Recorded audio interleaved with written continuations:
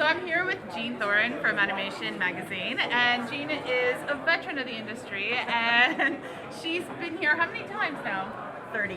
30 times. Wow. And what's Since before the magazine. Wow. I used to distribute animated shorts made into the compilations called the Tourneys of Animation. Wow. So we would come here to pick up animated shorts.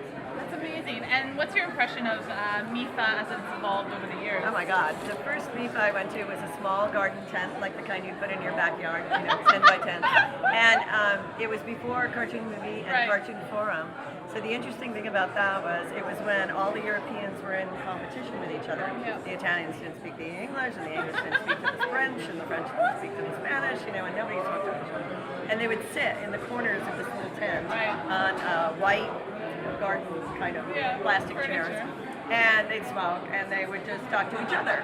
And so I would have to talk to all of them, so I would go from place to place. But really, there was no mixing it up, And then along comes media, starts funding international co-productions within the EU, and it changed everything. And so Mifa was just hugely raised, because of that effort by media and the CN, all the different funds in Europe that have changed the whole media landscape in Europe. And so then all the world started coming more to this, to connect with EU people that had some money and had some tax subsidies and all kinds of manner of funding, like the U.S. doesn't have.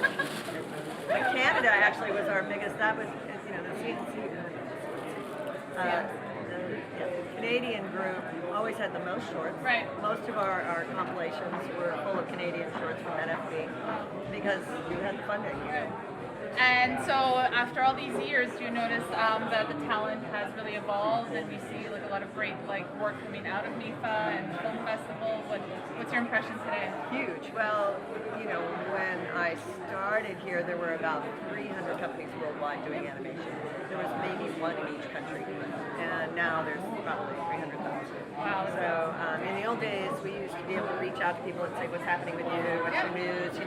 Now we really need them to talk to us, and we'll always try to cover worldwide news, whatever it is. But they've got to come to us instead of us going to them. So these kind of events are great because I can walk around and shame people for sending us PR, because at the end of the day, most animation companies don't think of doing PR. Exactly. And Toon actually has been instrumental in all the things that you've done over the years to bring the world together and foster animation in third world countries that we're just growing. I remember in the early days of our World Animation celebrations in LA.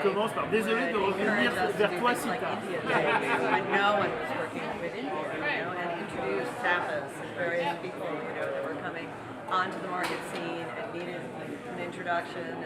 And so it was really great to partner back then with Toon. Really nice to be here with you now. Thank you. So that's Jean Thoren from Animation Magazine and her impressions of Mifa 2016.